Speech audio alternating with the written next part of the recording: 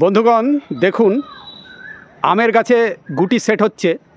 গুটিগুলো যদিও এখন ছোট ছোট আকারে রয়েছে, এছাড়া বেশ কিছু ফুল এবং তার সঙ্গে সঙ্গে ফল সেট হচ্ছে।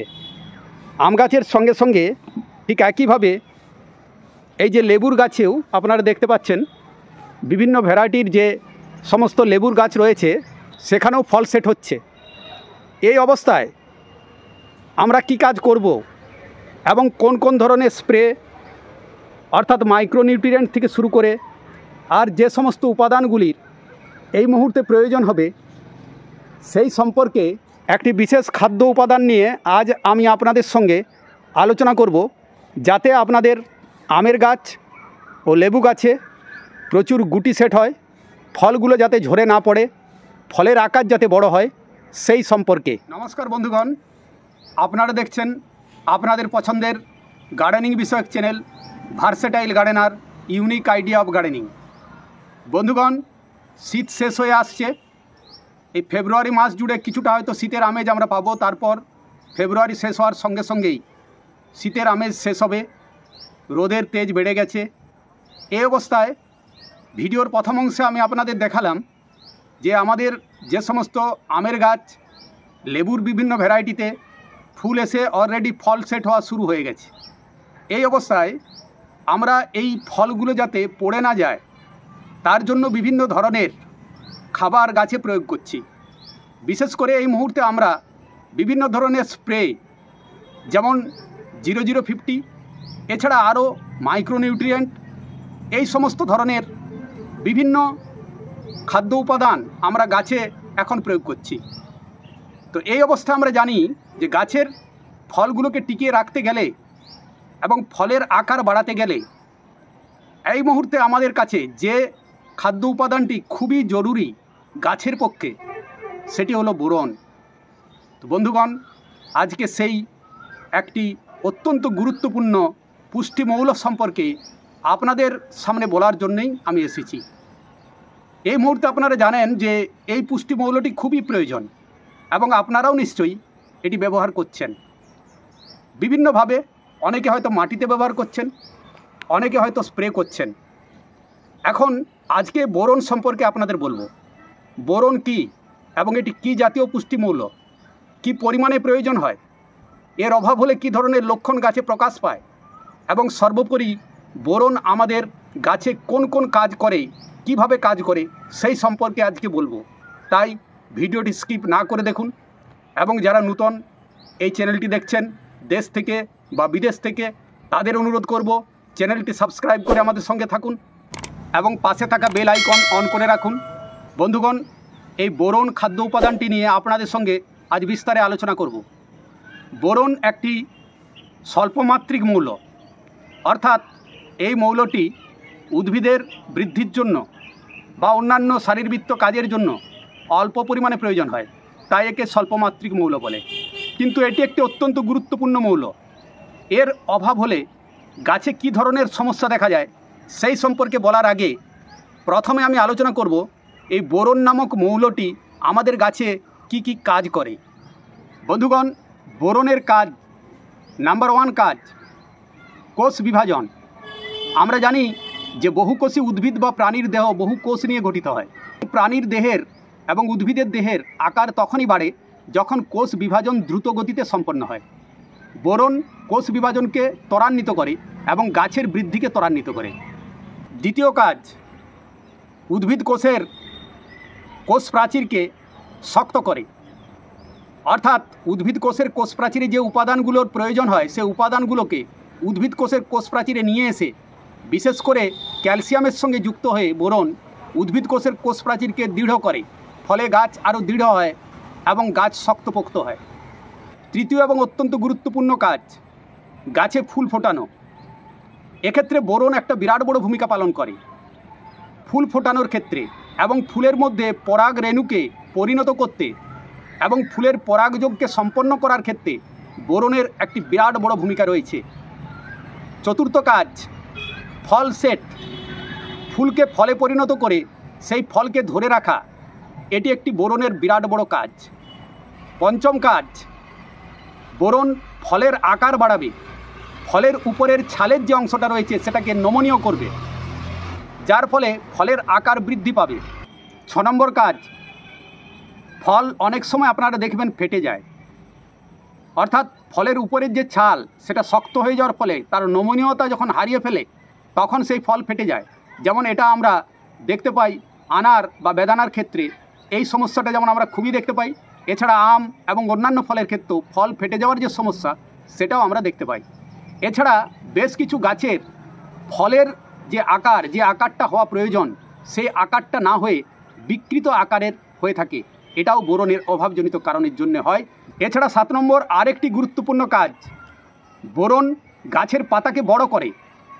অর্থাৎ বোরনের একটা বড় কাজ যে উদ্ভিদের ভাজক কলা যেটা কাণ্ডের অগ্রভাগে এবং মূলের অগ্রভাগে রয়েছে সেটাকে বৃদ্ধি করে, যার ফলে গাছের পাতা আকারে বড় হয় এবং তার সঙ্গে সঙ্গে গাছের মূলের বৃদ্ধিকেও ত্বরান্বিত করার ক্ষেত্রে বোরনের একটা বিরাট বড় ভূমিকা রয়েছে। সুতরাং আমরা বলতে পারি যে গাছের ভেজিটেটিভ গ্রোথ এবং তার সঙ্গে সঙ্গে ফ্লাওয়ারিং স্টেজ, ফ্রুটিং স্টেজ সমস্ত জায়গাতেই এই খাদ্য উপাদানটির গুরুত্বপূর্ণ ভূমিকা রয়েছে। বন্ধুগণ, এরপর আমি আপনাদের সঙ্গে আলোচনা করব বোরন নামক মৌলটির অভাবজনিত লক্ষণ গাছে কিভাবে প্রকাশ পায়।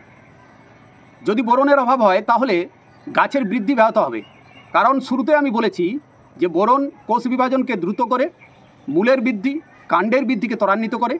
এক্ষেত্রে বোরনের অভাব হলে গাছের কাণ্ড বাড়বে না, নতুন শাখা পোশাকা সৃষ্টি হবে না, মূল বাড়বে না, এবং মূল না বাড়লে আপনারা জানেন যে গাছের বৃদ্ধিও সম্পন্ন হবে না।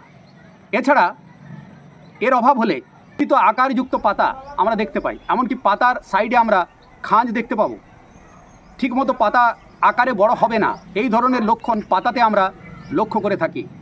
এছাড়া ঠিকমতো ফুল ফুটবে না, ফুলের মধ্যে পরাগরেণুর উৎপাদন ঠিকমতো না হবে না। এছাড়া ফুলের পতন এবং ফলের পতন, অকাল পতন আমরা লক্ষ্য করব। ফলের বৃদ্ধি কমে যাবে, ফল হলুদ হয়ে যাবে এবং শুকিয়ে ঝরে যাবে। সুতরাং এই লক্ষণগুলি আমরা দেখতে পাই। তাই এই লক্ষণগুলি দেখার সঙ্গে সঙ্গে বা গাছে ফুল আসার পূর্বে, ফুল ফোটার আগে এবং ফুল ফুটে যাওয়ার পর ফল সেট হওয়ার সময় এবং ফল আকারে যখন বড় হবে, অর্থাৎ ধরুন মার্বেলের মতো শেপ হবে, সেই সময় আমাদের বোরন স্প্রে করতে হবে। মাসে 2 বার একটা রুটিন মেনটেন করে আমাদের বোরন স্প্রে করে যেতে হবে। এরপর আপনাদের সঙ্গে আলোচনা করব যে বোরন আপনারা কিভাবে গাছে প্রয়োগ করবেন। দেখুন, বোরন দুভাবে পাওয়া যায়, একটাকে বলে গ্রেনুবোর এবং একটাকে বলে সোলোবোর।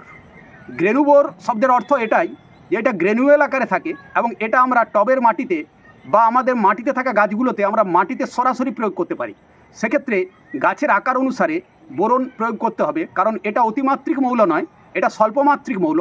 সেক্ষেত্রে আপনাদের আমি দেখিয়ে দিই, এই যে আমার কাছে রয়েছে বোরন, ধরুন এই ধরনের যদি টব হয় সেক্ষেত্রে আমরা কি পরিমাণ বোরন এখানে ব্যবহার করব। এখানে আমরা ব্যবহার করব 0.5 গ্রাম থেকে 1 গ্রাম, সর্বাধিক 1 গ্রাম বোরন এখানে ব্যবহার করব। তার বেশি যদি আমরা ব্যবহার করি তাহলে বোরনের কিন্তু বিষক্রিয়া হয়, এটাও আমাদের জানতে হবে। অধিক মাত্রায় বোরন যদি আমরা প্রয়োগ করে দিই সেক্ষেত্রে গাছের মধ্যে বিষক্রিয়া দেখা যাবে, ফুল ফল সব ঝরে যাবে, গাছের পাতা হলুদ হয়ে যাবে, গাছ বিবর্ণ হয়ে যাবে, এই ধরনের লক্ষণ কিন্তু আমরা দেখতে পাবো। তাই যখনই আমরা বোরন প্রয়োগ করব সেটা অবশ্যই মাত্রাযুক্ত হবে, মাত্রাটাকে ঠিক রেখে আমাদের মাটিতে বোরন প্রয়োগ করতে হবে। আর বোরন যদি আমরা স্প্রে করি সেক্ষেত্রে তার মাত্রা কীরকম হবে, প্রতি লিটার জলে 1 গ্রাম, এবং এটাকে আপনারা বেশ কয়েকটা আরও অন্য সারের সঙ্গে, যেগুলো জলে গুলে যায় সেরকম সারের সঙ্গে মিশিয়েও আপনারা প্রয়োগ করতে পারেন, যেটা আমি করে থাকি। যেমন 0050 বা সালফেট অফ পটাশের সঙ্গে আপনারা বোরনকে মিশিয়ে তারপর স্প্রে করতে পারেন, সেক্ষেত্রে খুব ভালো কাজ পাবেন। এবং বাংলাদেশের বন্ধুরা, আপনাদের বাংলাদেশেও আপনারা সোলোবোর বা সোলো বোরন নামে পরিচিত, আপনারা যে কোনো কীটনাশকের দোকান থেকেই এই বোরন পেয়ে যাবেন। এবং এই বোরনের মাত্রাটা 20%, অর্থাৎ 20% বোরন, এটা দেখে আপনারা কিনবেন। এবং সাধারণ ক্ষেত্রে 20% বোরন এই কম্বিনেশনেই পাওয়া যায়। সুতরাং আপনারা 0050-র সঙ্গে মিশিয়ে এটাকে যেমন স্প্রে করতে পারেন। এছাড়া আরেকটি কম্বিনেশন, যে কম্বিনেশনের কথা অনেকবার আপনাদের সঙ্গে আমি আলোচনা করেছি, সেক্ষেত্রে কী হবে, ক্যালসিয়াম নাইট্রেট, বোরন এবং যে কোনো একটা ভালো সিউড এক্সট্রাক্ট একসঙ্গে আপনারা একটা কম্বিনেশন তৈরি করে গাছে আপনারা স্প্রে করুন, দেখুন দুর্দান্ত রেজাল্ট পাবেন। আমি তো দারুণ রেজাল্ট পেয়েছি এবং ভিডিও শুরুতে আমি আপনাদের দেখিয়েছি যে আমার লেবু গাছে কী ধরনের ফল সেট হচ্ছে, আমের গাছেও কী ধরনের ফল সেট হচ্ছে। সেক্ষেত্রে আমি ফ্রুট ড্রপের সমস্যা খুব কম দেখতে পাচ্ছি। এটা আমি রেগুলারলি দিয়ে গেছি, তার ফল আমি পাচ্ছি। তো বন্ধুগণ, এইভাবে আপনারা বোরন প্রয়োগ করুন। প্রতি লিটার জলে 1 গ্রাম। কম্বিনেশনের কথা আমি আপনাদের বললাম, সেটার একবার ডোজটা আপনাদের বলে দিই। সেক্ষেত্রে আপনারা ক্যালসিয়াম নাইট্রেট 4 থেকে 5 গ্রাম প্রতি লিটার জলে, তার সঙ্গে সঙ্গে বোরন 1 গ্রাম প্রতি লিটার জলে, এবং তার সঙ্গে সিউইড এক্সট্রাক্ট, সেটা হতে পারে সাগরিকা কিংবা হতে পারে বায়োভিটা এক্স বা ওই জাতীয় আরও যে সমস্ত সিউইড এক্সট্রাক্ট বাজারে পাওয়া যায়, সেগুলোকে নেবেন আপনারা 1.5 ml করে যে কোনো একটা, একসাথে মিশিয়ে নেবেন এবং মেশানোর ক্ষেত্রে আলাদা আলাদা করে অল্প অল্প জলে গুলে তারপর একসাথে মিশিয়ে স্প্রে করবেন। এবং সাথে একটা যদি পারেন ভালো কোনো স্টিকার নিয়ে নেবেন, silicon base sticker and spreader, তাহলে দেখবেন খুব ভালো কাজ পাবেন। তো বন্ধুগণ, এইভাবে বোরন আমরা দুটো ফর্মে পাই। এবং এখানে দেখুন আমি যে বোরনটি ব্যবহার করি, এই যে এটি হচ্ছে 50% সোলো বোরন, অর্থাৎ এটা সলিউবল ফর্মে রয়েছে এবং এটা দেখতে সাদা পাউডারের মতো হয়। এইভাবে আপনারাও বোরনের অভাবজনিত লক্ষণ দেখার আগেই, এই মুহূর্তে অন্তত, যেহেতু আম গাছে এবং আমাদের লেবু গাছে প্রচুর ফল আসছে, ফলগুলোকে টিকিয়ে রাখতে গেলে অবশ্যই বোরন স্প্রে করতে হবে এবং নিয়মিত ইন্টারভেলে মাসে 2 বার আপনারা করে যান, দেখুন খুব সুন্দর রেজাল্ট পাবেন। আজকের মতো বিদায় নেব। বিদায় নেওয়ার পূর্বে একটি অনুরোধ আপনাদের কাছে করব। ভার্সেটাইল গার্ডেনার হিন্দি বলে একটি নতুন চ্যানেল আমরা ওপেন করেছি এবং সেখানেও আমরা সপ্তাহে 2টো করে ভিডিও ছাড়ছি। তাই আপনাদের কাছে অনুরোধ করব, সেই চ্যানেলটিও আপনারা সাবস্ক্রাইব করবেন। এই ভিডিওর ডেসক্রিপশন বক্সে আমি সেই চ্যানেলের লিঙ্ক দিয়ে দেব, তাই আপনারা পারেন তো অবশ্যই সেই চ্যানেলটি সাবস্ক্রাইব করে দেখতে পারেন। এই অনুরোধ রেখে আপনাদের সকলের সুস্থতা কামনা করে আজকের মতো বিদায় নেব। নমস্কার।